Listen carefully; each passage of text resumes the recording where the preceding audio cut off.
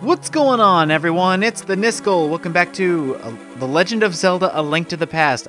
I'll have to start writing it down just so I can get the title right, which is hilarious because I love this game to death. Maybe it's just too many words. Anyway, in the last episode, we started Misery Mire, and in this episode, we should be finishing it. We also got the big key right as we ended the episode, so what happens if we go into this room, where it leads us to? Well, there's definitely a lot of stuff to avoid! Especially whiz robes, special changing aura that turns us into a bunny.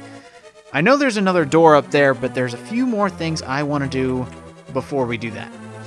Alright, so where are we in relation to... Wow, oh my gosh, this dungeon is so big. Okay, I know where we can go. I know where we can go next. I got an idea.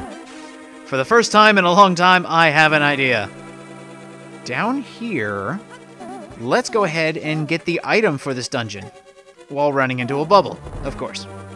So in this room, last time we couldn't get into the chest, but at the end of here, open it up and you get the Cane of Samaria. Using it strategically, it can be tremendous help, you say. Let's see what the Cane of Samaria does. It creates blocks. But then when you press the button again, it turns it into a projectile. So, a dual-use cane. And, wouldn't you know it, you're gonna need it to get through this entire dungeon. So, kinda cool. Finally, we're able to use an item to our advantage. And here we have the dungeon map. So, we got the item in question for this dungeon, and the dungeon map in the span of about 5 seconds. Not bad, not bad. Let's see, we haven't been up here yet. Go ahead and move this block to open the door.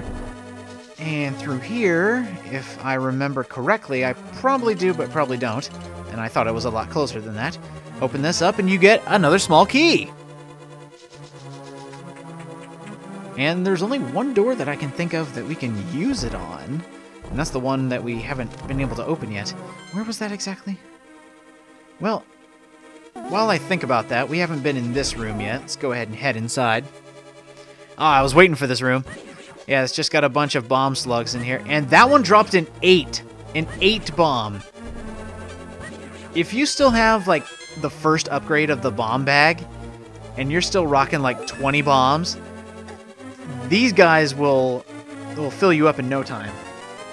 And, oh my gosh, another small key. Let me think. Okay, we can go a couple floors over if we wanted to. Ah, there's a place we haven't gone yet. I see that little switch down there where the crystal switch had switched. I don't think that's the best way to put it. Let's see, there's another room we can go to over there. But first I do want to go down here, because we couldn't get to this earlier. So what is over here? Well, there's an openable door. I can take that. And it leads... right there. So that's the one door I couldn't open. To a place we've already been to.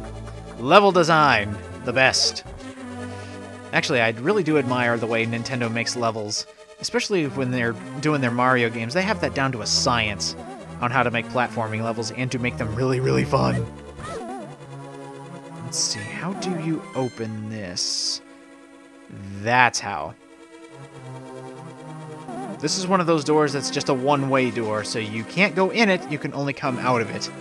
So we should be able to, looking at the map. And yeah, let me guess. I need to defeat the floor. Oh no! The floor is a red herring! Excellent! Let me in! And all of that for, I'm assuming, the last dungeon item that we need. The compass. Oh, it messed up the soundbite. Oh, the door closed behind us while we got the compass, so it kind of mixed and mashed the sound effects there.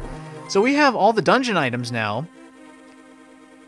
And we've pretty much explored all of Misery Mire. I think it's high time that we actually go through the one door that we were able to earlier. And we're dying. We are so dying because I'm an idiot. And, I don't need to go here. I went to the wrong spot. I am an idiot. Okay. I don't honestly mean to look at the map as often as I do, but I do want to remember where to go. Why can't I remember? It was just the one door that we could finally open now. I should be able to find it going right back up here, correct? If I just go back up this path. Without running into the skull, of course. I'm sure this is probably very intriguing. But that would be...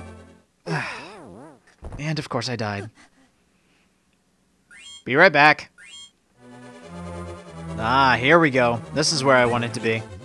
So, finally coming through here, you do need the big key for this. There is a little something for you right here. Full magic. And all the way down here is a new floor we can go into. And it is very, very dark. Now, you do need the dungeon item for this next part. There are tons of lasers being shot at you. But listen. We have nothing to put on this. That's where the new cane comes in. You can make artificial blocks. And it doesn't look like I put this in the right spot, so...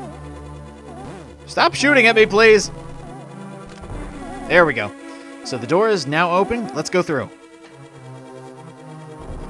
Okay, well, that wasn't too bad. I mean, there's still tons of lasers being shot at us. Let's see, what is under here? Nothing. Okay, I guess it's just a quick way to get through the room. There we go. And in here, even more darkness. Sadly, you can't light up the place. Ah, that was a dirty trick. Dirty trick, but brilliant level design. That's the way Nintendo works. I don't know, maybe I will finally concede that this is the first dungeon that might get the better of me just because it is legitimately difficult at the end of the game. Because everybody knows the pattern of standard level progression. And I think I'm going to die if I don't... Ugh. God. It is very bad when I don't have a lot of health. I start to mess up a lot. And getting caught in a corner really doesn't help. There we go. That's what I wanted to do. That is all I wanted to do. And all of that for a money room. You know what? That's okay. But there are lasers everywhere and it's driving me nuts. Okay, let's get... Oh, a bubble. And then I fall. So... Oh my gosh. Game! And I ran into nothing. Why? Why? The design is... Okay, I'm gonna have to make fun of the design now. I ran into nothing. And now I need to flip the crystal switch. You know what? Why am I bringing out the hook shot? Let's rock the boomerang for a while. I mean, we got it upgraded for a reason. It still has its uses, apparently. Get through there! Alright, so I am in desperate need of health. There is a bombable wall here. I will fully take advantage of it. Now that I know it's an actual explodable wall. Get out of here, but actually, what am I doing? I should have thought of this earlier. That's probably the reason there are so many bubbles here. There we go. Excellent. There, I made up for my stupid deaths. Those remind me of the bows from Majora's Mask. Maybe there are a lot of enemies that are coming from older Zelda games to more recent ones, like Majora's Mask and so on and so forth. Zelda game reusing enemies? Perish the thought. Alright, we are approaching the end. There was one room I didn't go into. That is all the way back there. But you know what? I think I can skip it. There is nothing in there. There's actually nothing more that I need. So I think I'm going to skip it. Why not just have an extra key? I mean, I could take it back to the Lost Woods. Or the Dark Woods, excuse me. That's probably not the right name anyway, either. So let's just head on up. Oh, no. The fire snake is following. Be sure to avoid it, and here we go.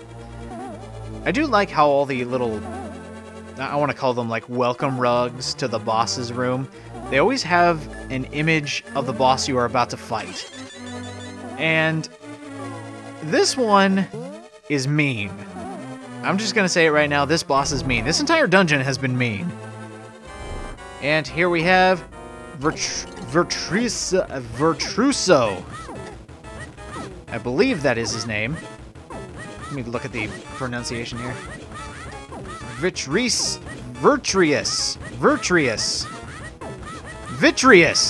Why can't I pronounce things? And I'm about to die again. As soon as I say it. That's always how it happens. What Vitreous will do, he will send his little eyeballs after you. And let me see. I've heard a theory, or at least seen something. Wow, that actually does... That's a lot better than I thought. So yeah, if you want a strategy to blow a lot of them up at the same time, use bombs. And I don't know what this guy's deal is. So basically just watch out for his electric attacks. Throw a bunch of bombs at him if you wish. Ooh, and watch out for the lightning. That does so much damage. Holy crap. So I've got plenty of bombs to spare, and I died again. I'm on my last fairy. This isn't good. At least I think it's my last fairy. No, it's not. Okay. So I can afford to be I can afford to be an idiot. Just a little bit more. All right. I want to... Oh, wow. So when he's barely got any eyeballs left, he will send a lot more lightning your way. And you've seen how much it does. It's not pretty when it hits you. Oh, he's coming this way. Come on. And they actually do take a lot of hits. So now, he will just charge you. Has anybody ever noticed that a lot of the bosses in Zelda games have to deal with hurting eyes? I don't know, like, the one giant spider in Twilight Princess, the Twilight Arachnid, you had to pierce a giant eyeball. And right here, you are literally slashing away at a gigantic eyeball. But Vitreous is defeated. Heart container obtained. Crystal, get.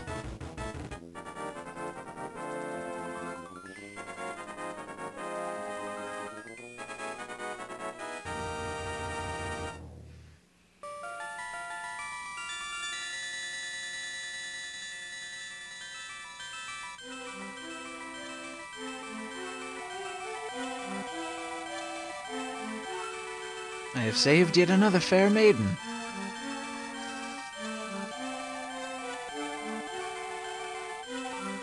So he needed the power of the Triforce.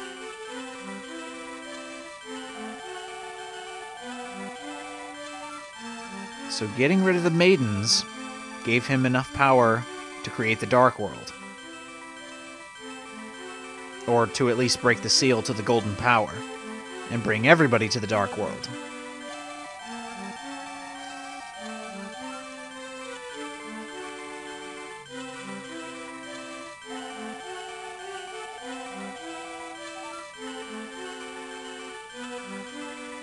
I would laugh if Ganon just realized that we're starting to gain on him.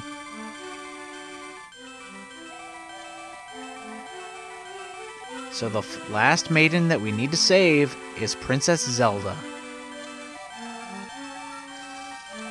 May the way of the hero lead to the Triforce.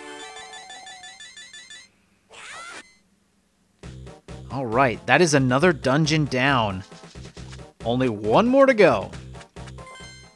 All the way up past Death Mountain at Turtle Rock.